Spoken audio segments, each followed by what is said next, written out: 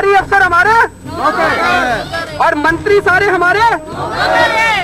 అదివో యువ స్వరం, నిజాయితీ ధ్వనించే నవ స్వరం, అక్రమాలనెదిరించే ధిక్కార స్వరం, అన్యాయాలపై నినదించే నిరసన గళం, పథకాలనే ఫలహారంగా భోంచేసే భోక్తలకు సింహ స్వప్నం, అట్టడుగు ప్రజానీకానికి అతడు ఆశాదీపం. జనచేతనతోనే జవాబుదారీతనం తథ్యమని, తద్వారానే పాలనా పారదర్శకత సాధ్యమన్న వ్యక్తి. అధికార పీఠాల కింద నిజాల్ని నిలువునా పాతరేసి ఎదురొడ్డిన ఈ వ్యవస్థలో సామాన్యుల అవస్థలకు చలించి జ్వలించిన అగ్ని శిఖ. ప్రజల కోరిక మేరకు ఆమ్ ఆద్మీ పార్టీ స్థాపించి ఆ పార్టీ 67 స్థానాలు గెలుచుకొని చరిత్ర సృష్టించింది. దేశవ్యాప్తంగా ప్రజల మన్ననలు చూరగొన్న ఆయనే యువనేత అరవింద్ కేజ్రీవాల్.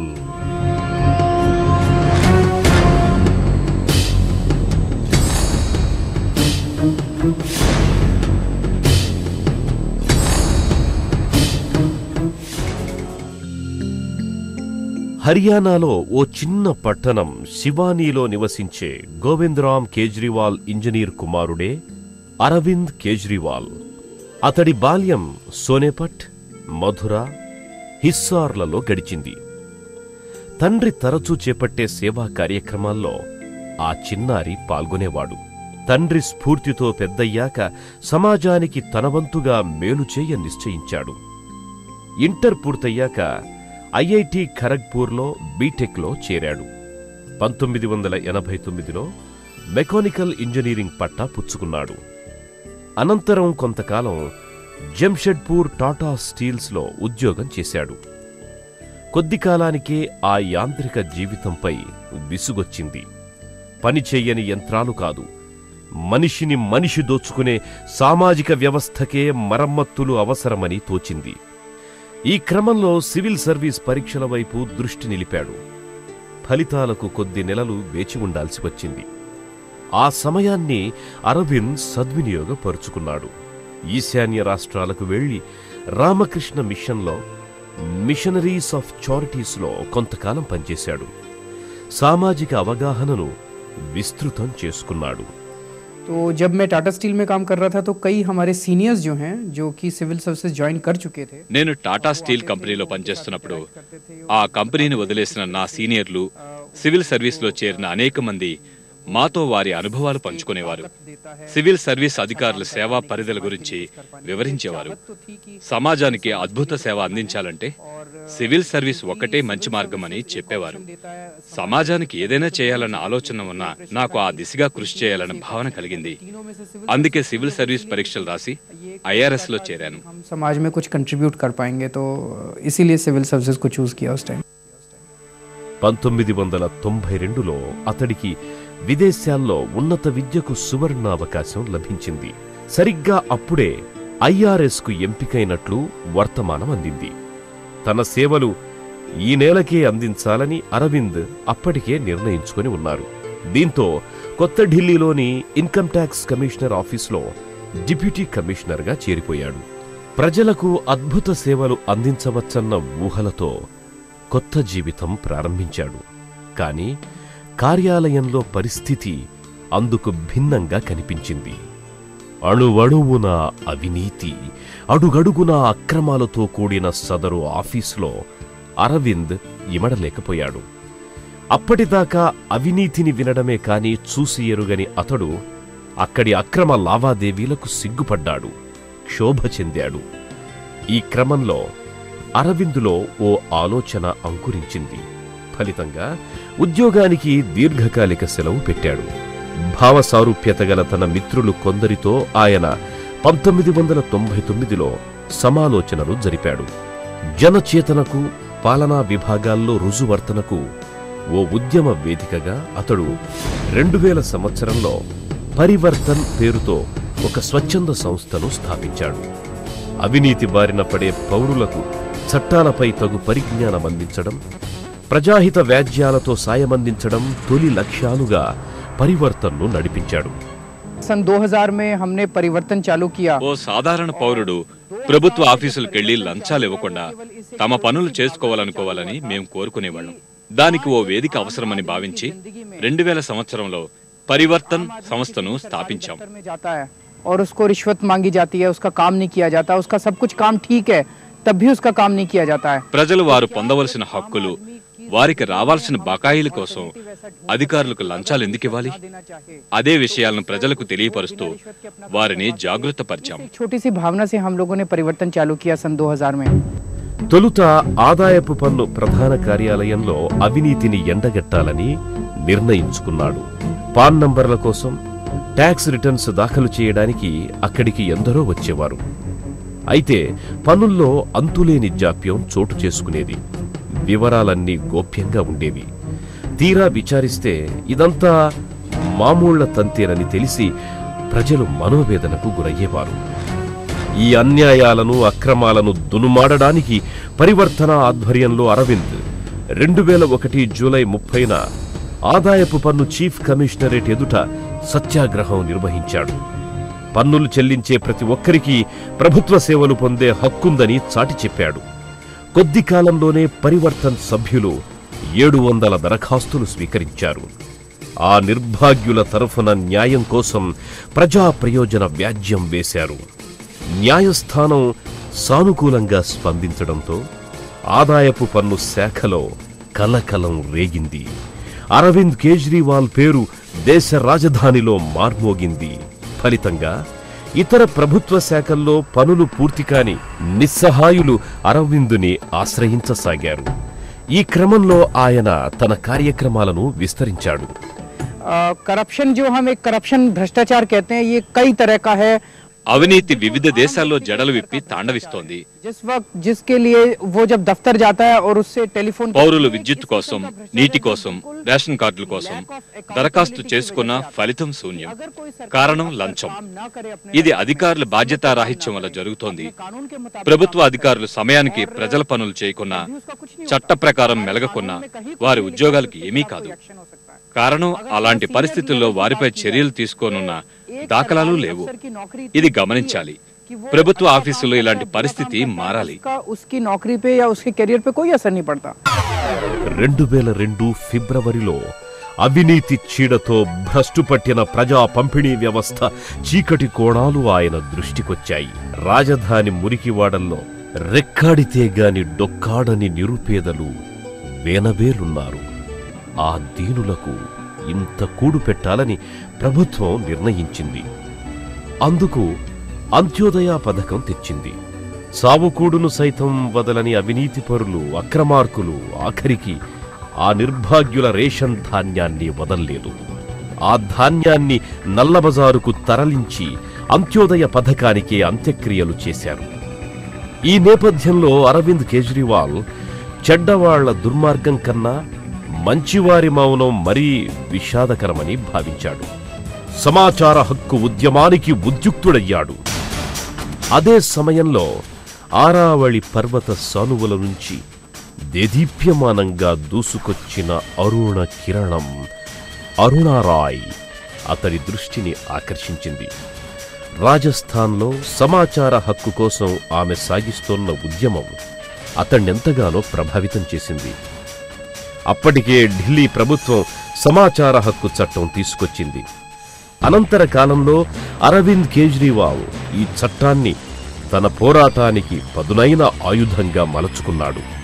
ఈ క్రమంలో ఆయనకు ఢిల్లీ విద్యుత్ బోర్డు DVB లీలల గురించి అనేక ఫిర్యాదులు అందాయి. అక్కడ కలెక్షన్లుగా వర్ధిల్లుతోన్న అవినీతి అతడి దృష్టికొచ్చింది. అరవింద్ ఆధ్వర్యంలో పరివర్తన సభ్యులు DVB కార్యాలయం వద్ద వినియోగదారుల విన్నపాలు విన్నారు. 10 రోజుల వ్యవధిలో 200 దరఖాస్తులను పరిష్కరించేలా కృషి చేశారు. కొత్త ఢిల్లీలో సుందర నగరం, నేత కార్మికులు నివసించే అతిపెద్ద మురికివాడ, పాలకుల అవినీతి దుర్గంధానికి ప్రబల సాక్ష్యంగా నిలిచే పేదలవాడ అది. అవినీతి పరులైన అధికారులు అక్కడి అభివృద్ధి పథకాల్లో 70 లక్షలు కాజేసిన వైనం అప్పట్లో సంచలనం సృష్టించింది. ప్రభుత్వాన్ని నిర్ఘాంతపరిచింది. ఢిల్లీ సమాచార హక్కు చట్టం ద్వారా అరవింద్ కేజ్రీవాల్ ఈ కుంభకోణాన్ని లోకానికి చాటారు. జన సున్వాయ్ పేరిట ప్రజా సదస్సులు నిర్వహించారు. అధికారులను నిలదీశారు. 68 ప్రజా పనుల్లో అధికార పత్రాలను రాబట్టారు. పథకాల్లో దాగిన అవినీతిని నిరూపించారు. అదే సమయంలో ఢిల్లీ పౌర సరఫరాల వ్యవస్థ ప్రక్షాళనకు ప్రభుత్వానికి పరివర్తన్ సహకరించింది. ఈ నేపథ్యంలో పరివర్తన్ కార్యకర్తలపై 6 పర్యాయాలు భౌతిక దాడులు జరిగాయి. అందుకు నిరసనగా సుందర్ నగర్కు చెందిన 500 కుటుంబాల వారు రిపబ్లిక్ డే నాడు సత్యాగ్రహం చేశారు. 5500 కుటుంబాల వారు ఫిబ్రవరి నెల రేషన్ తీసుకోవడానికి నిరాకరించారు. కేజ్రీవాల్ ఫిర్యాదుతో సాక్షాత్తు ముఖ్యమంత్రి షీలా దీక్షిత్ జోక్యం చేసుకున్నారు. ప్రధాన రేషనింగ్ అధికారిని బదిలీ చేశారు. అంతేకాదు, ప్రతి నెలా రేషన్ స్టాక్ రిజిస్టర్లను తనిఖీ చేసే అధికారం పరివర్తన్కిచ్చారు.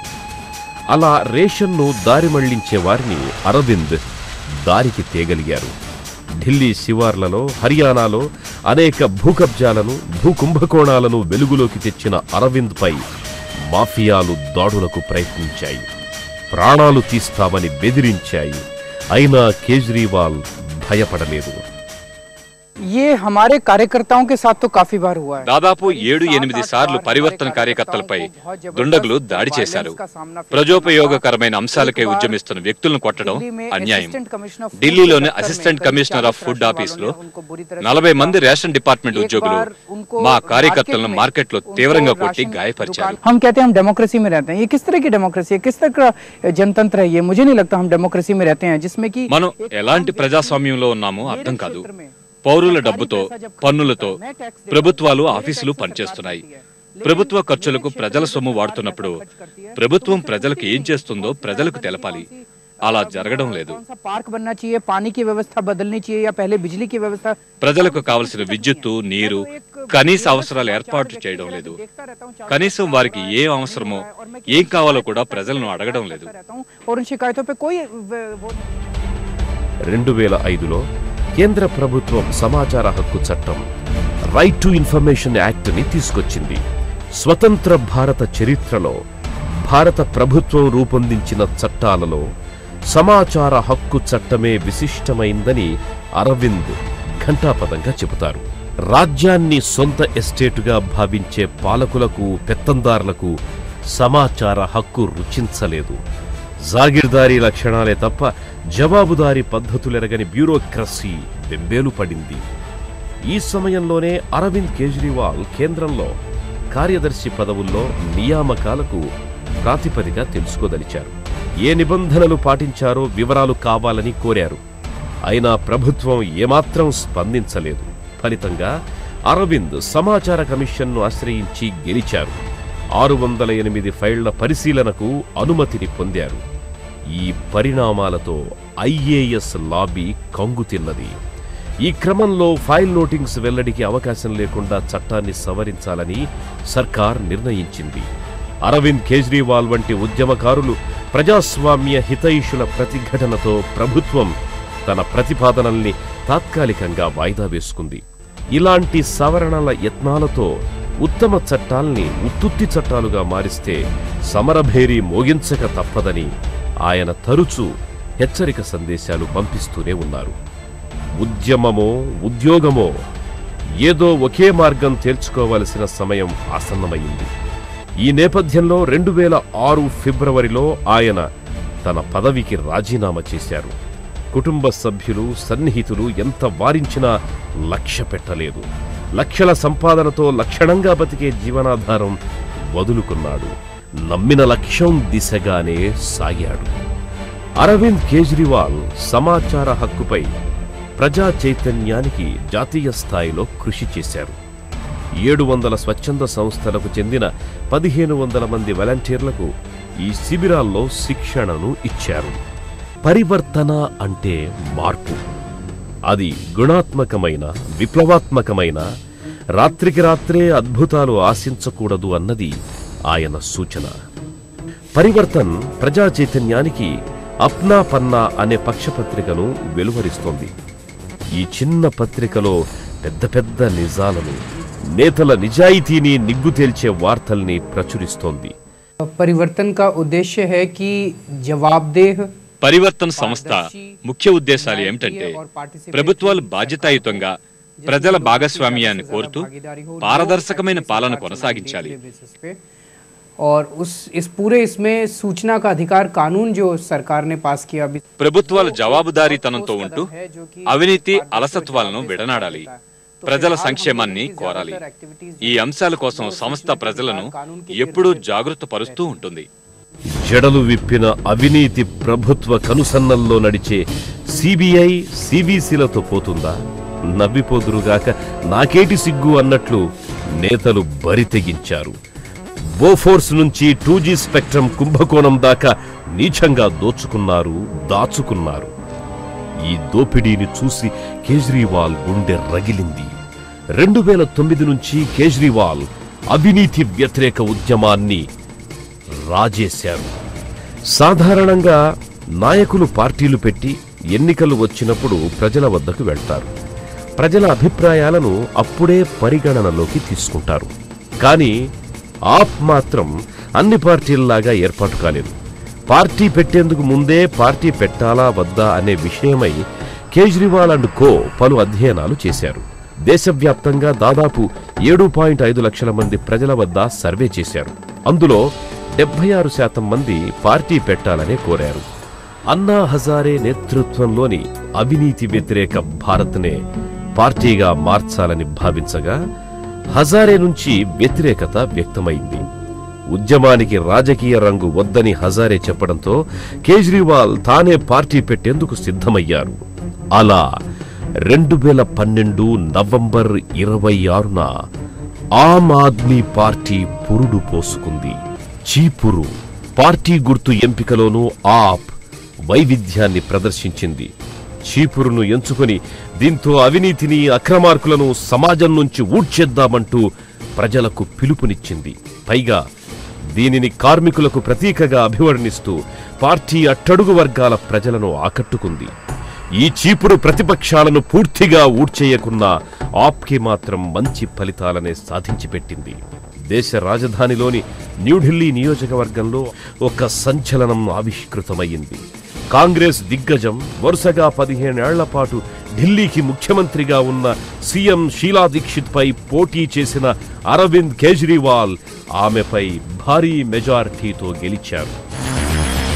2013 ఎన్నికల్లో ఆప్ పార్టీ ఘన విజయం సాధించినప్పటికీ స్పష్టమైన మెజారిటీ ఏ పార్టీకి దక్కలేదు. దాంతో కేజ్రీవాల్ అసామాన్యమైన పరిస్థితుల్లో కాంగ్రెస్ పార్టీ మద్దతుతోనే ప్రభుత్వాన్ని ఏర్పాటు చేయవలసి వచ్చింది. సీఎం అయ్యాక ఆయన అతి సామాన్యమైన పరిపాలనా శైలితో అందరినీ ఆకట్టుకుంటున్న వేళ కేవలం 15 రోజుల్లోనే లోక్పాల్ బిల్లుకు సభలో మద్దతు దక్కలేదు. 2014 ఫిబ్రవరి 14 49 రోజుల పాలన తరువాత కేజ్రీవాల్ రాజీనామా చేశాడు. ఢిల్లీలో రాష్ట్రపతి పాలనకు తెరలేచింది. ప్రజలు పట్టం కడితే ఆప్ పార్టీ మారిపోయింది అని అన్ని పార్టీలు హేళన చేశాయి. కానీ ఇదంతా కాంగ్రెస్, భాజపా ఆడిన నాటకంగా కేజ్రీవాల్ అభివర్ణించారు. తన రాజీనామాకు దారితీసిన పరిస్థితుల్ని ప్రజలకు వివరించి క్షమాపణలు కోరాడు. ఇదే సంవత్సరం దేశవ్యాప్తంగా జరిగిన సార్వత్రిక ఎన్నికల్లో అవినీతిలో కూరుకుపోయిన అధికార కాంగ్రెస్ పార్టీ ఘోర పరాజయం పాలయ్యింది. నరేంద్ర మోడీ నాయకత్వంలో భాజపాకి కేంద్రంలో స్పష్టమైన మెజార్టీ దక్కింది. ఇక మోదీ శకం మొదలయ్యింది. భాజపా మహారాష్ట్ర, హర్యానా, జార్ఖండ్, కాశ్మీర్లలో విజయ విహారం చేస్తోన్న తరుణం. ఈ సమయంలోనే మళ్లీ ఢిల్లీలో ఎన్నికలు. ఒకవైపు కేంద్రంలో అధికార పార్టీ భాజపా, మరోవైపు ఢిల్లీని చాలా కాలం ఏకఛత్రాధిపత్యంగా ఏలిన కాంగ్రెస్ మధ్యలో దెబ్బతిన్న సామాన్యుడి ఆశ. ఆప్ పార్టీ ఎన్నికల వేడి మొదలయ్యింది. అందరి దృష్టి, ఆకర్షణ మోడీ వైపే. చావు బతుకుల్లో ఉన్న 150 సంవత్సరాల కాంగ్రెస్ పార్టీకి గంపెడాశ ఇప్పుడు ఢిల్లీనే. ప్రభుత్వం నడిపే అర్హత, అనుభవం పిల్ల పార్టీ ఆ పార్టీకి సాధ్యం కాదు అన్నది ఒక పార్టీ, మైనార్టీల రక్షణ, గరీబ్ల సంరక్షణ అన్నది మరో పార్టీ, సామాన్యుడికి పెద్ద దిక్కు, ఢిల్లీ వాసుల దశాబ్దాల నాటి సమస్యలకు పరిష్కారం సామాన్యులకే తెలుసు అని గళమెత్తాడు కేజ్రీవాల్. ప్రచార పర్వం ముగిసింది. ఎన్నికలు జరిగాయి. 2015 ఫిబ్రవరి 10 ఫలితాల రోజు. కేజ్రీవాల్ చీపురు పార్టీతో రాజకీయ పార్టీల దుమ్ము దులిపేశాడు. ఈసారి బ్రహ్మరథం పట్టారు. కనీ విని ఎరుగని రీతిలో ఫలితాలు వెలువడ్డాయి. ఢిల్లీ అసెంబ్లీలో ఉన్న 70 స్థానాలకు గాను ఆ పార్టీ 67 స్థానాలు గెలుచుకొని చరిత్ర సృష్టించింది. కాంగ్రెస్ పార్టీ ఖాతాను కూడా తెరవలేక శూన్యంలోకి వెళ్ళింది. కేవలం 3 స్థానాలు దక్కడం ద్వారా బీజేపీకి ఘోర పరాభవం ఎదురయ్యింది. ఫిబ్రవరి 14 ఢిల్లీ రామ్లీలా మైదానం వేదిక. రాజీనామా చేసిన సరిగ్గా ఏడాదికి విజయహాసం చేశాడు కేజ్రీవాల్. లక్షలాది సామాన్యుల సమక్షంలో ముఖ్యమంత్రిగా ప్రమాణ స్వీకారం చేశాడు కేజ్రీవాల్. मैं अरविंद केजरीवाल